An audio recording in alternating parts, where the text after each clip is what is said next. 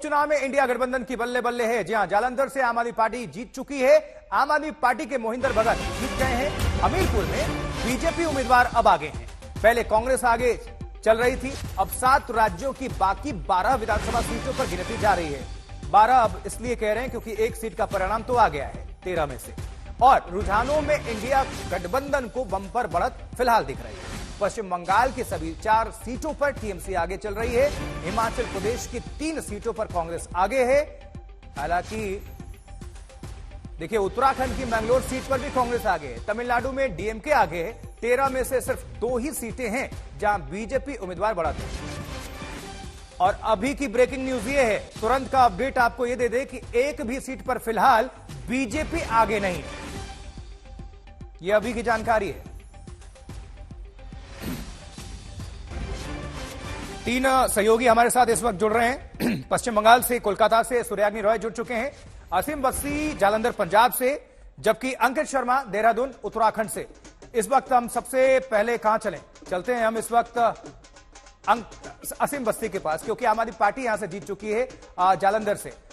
आम आदमी पार्टी की यह जीत क्या संकेत है और किस तरह से आम आदमी पार्टी के कार्यकर्ता जश्न मना रहे हैं, पहले तो ये दिखा दीजिए तस्वीरें। आपके यहां से आवाज आ रही है।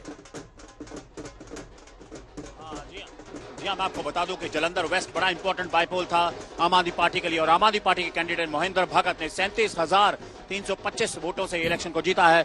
और आप देख सकते हैं किस तरह यहाँ पर जो है आम आदमी पार्टी के वर्कर्स हैं वो खुश हैं, जश्न मना रहे हैं, मिठाइयाँ बांट रहे हैं। और ये माहौल है यहाँ पर जालंधर वेस्ट में, क्योंकि आम आदमी पार्टी की जो परफॉर्मेंस थी वो लोकसभा में बहुत ज्यादा अच्छी नहीं थी। सिर्फ 3 सीटें जीती थी आम आदमी पार्टी ने 13 में से, और उसके बाद ये इलेक्शन बहुत बड़ा इलेक्शन था उनके लिए। और उनको लगता था कि अगर यहाँ से हम जीतेंगे तो एक मोमेंटम जो खिसक गया था वो मोमेंटम वापस आ जाएगा। और आगे भी 4 बाई इलेक्शन ड्यू हैं।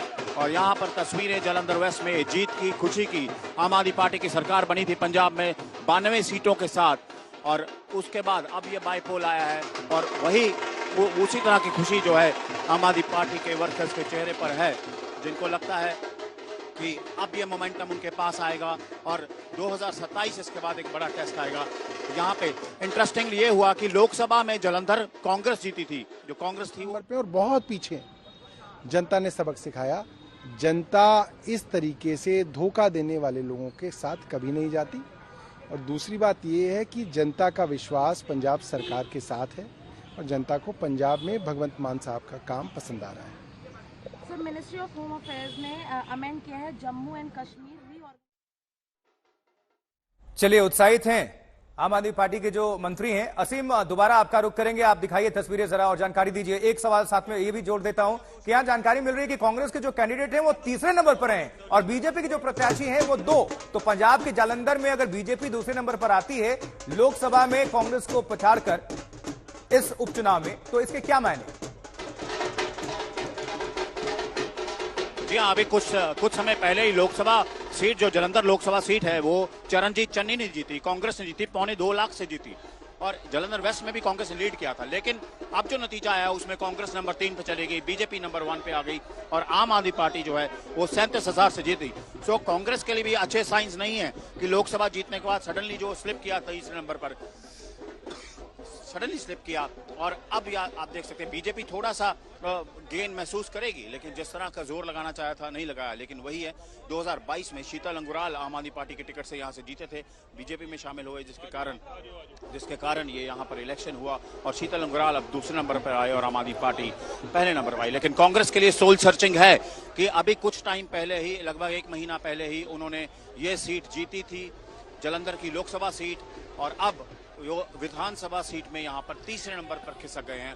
ये एक सोल सर्चिंग है और आम आदमी पार्टी के लिए फिलहाल बहुत बड़ा बूस्ट है कि वो ये सीट जीत गए हैं। और आगे अब 4 जो बाई इलेक्शन ड्यू हैं उसके लिए उनको लगेगा कि मोमेंटम उनकी तरफ आ गया है। चलिए, आप नजर बनाकर रखिएगा। असीम, दोबारा आपका रुख करेंगे। अब जरा उत्तराखंड में क्या हालचाल है इसको जान लेते हैं, वहां के समीकरण क्या कहते हैं, और ये जानकारी देंगे देहरादून से हमारे संवाददाता अंकित शर्मा। अंकित, उत्तराखंड की जो सीटें हैं जहां पर उपचुनाव चल रहे हैं वो कौन कौन सी है और वहां पर अभी क्या स्थिति है?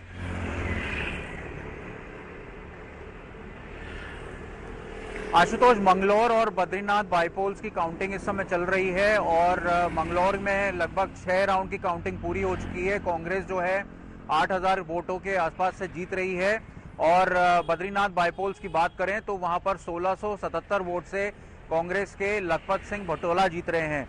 वहीं कांग्रेस के काजी निजामुद्दीन जो है मंगलौर से लीड में है, दूसरे नंबर पे बसपा है और तीसरे नंबर पे भाजपा है। भाजपा को महज 4000 वोट पड़े हैं, वहीं कांग्रेस को अभी तक 21000 से ज्यादा वोट पड़ चुके हैं और बसपा जो है वो नजदीक की टक्कर दे रही है क्योंकि हमेशा से ये बसपा का स्ट्रांग होल्ड रहा है और क्योंकि बसपा के लगातार वोट श्रिंक होते जा रहे हैं तो इस बार जो है लगता है कि कांग्रेस को इसका फायदा मिला है। वहीं बाहरी और लोकल कैंडिडेट की इसमें लड़ाई थी। बाहरी कैंडिडेट को भाजपा ने इसमें यहाँ पर उतारा था। कई आरोप लगे थे करतार सिंह भड़ाना पर जो हरियाणा से आए थे और भाजपा के कैंडिडेट यहाँ बने थे और वायलेंस भी हुआ चुनाव वाले दिन और करतार सिंह भड़ाना पर भी आरोप लगे कि उन्होंने वायलेंस को इंस्टिगेट किया। बीजेपी ने आरोप लगाया कि कांग्रेस ने वायलेंस को इंस्टिगेट किया, लेकिन कहीं ना कहीं उत्तराखंड में बाहरी और जो क्षेत्रीय समीकरण होते हैं उसको खास माना जाता है।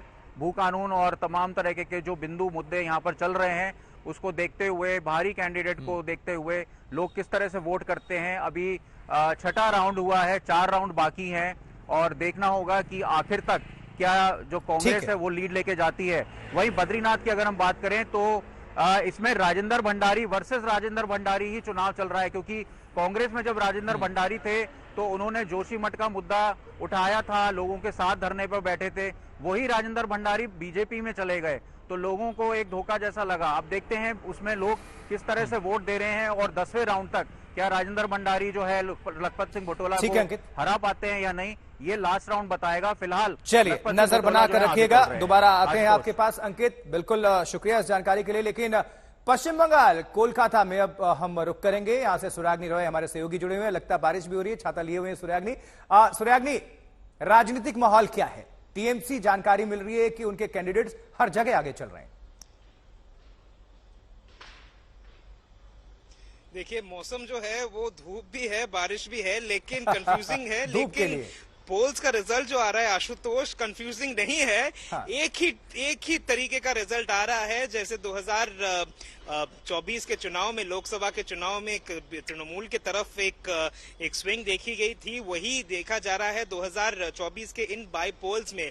चारों के चारों सीट तृणमूल कांग्रेस अच्छी खासी नंबर्स से लीड कर रहे हैं और ये बहुत ही इंटरेस्टिंग बन जाता है कि मानिकतला तो उनका था ही, 2021 में वही जीते थे, फिर जो एमएलए थे वो गुजर गए, फिर इसीलिए बाईपोल वहां पे हो रहा है। लेकिन अगर हम बात करें रायगंज और रानाघाट दक्षिण के बारे में, जहां पे 2024 में भी तृणमूल 2024 के लोकसभा चुनाव में भी बीजेपी को ही अच्छी खासी लीड मिली थी अगर आप असेंबली सेगमेंट के हिसाब से देखें। लेकिन यहां पर भी तृणमूल कांग्रेस के जो उम्मीदवार हैं, जो 2021 में बीजेपी के उम्मीदवार बने थे और जीते भी थे, फिर उन्होंने पार्टी छोड़ दी और तृणमूल में आ गए, लोकसभा का चुनाव लड़े भी, वो लोग लीड कर रहे हैं। तो इस पूरे अगर इसको समराइज किया जाए तो अभी तक 5 से 7 राउंड इन चारों में हो चुका है और हर सीट पे तृणमूल कांग्रेस की बढ़त जो है वो 15,000 के आसपास है और कई राउंड्स है आशुतोष, लेकिन लीड जो है अच्छी खासी लीड बना चुकी है तृणमूल कांग्रेस। और जिस हिसाब से ये जा रहा है, लगता तो यही है कि तृणमूल इन चारों के चारों सीटों को जीत जाएगी। ठीक है सुरागनी, नजर बनाइएगा। आपका बहुत बहुत शुक्रिया। आप सभी सहयोगियों का धन्यवाद। अंकित जुड़े थे, असीम बस्ती, आपका भी धन्यवाद।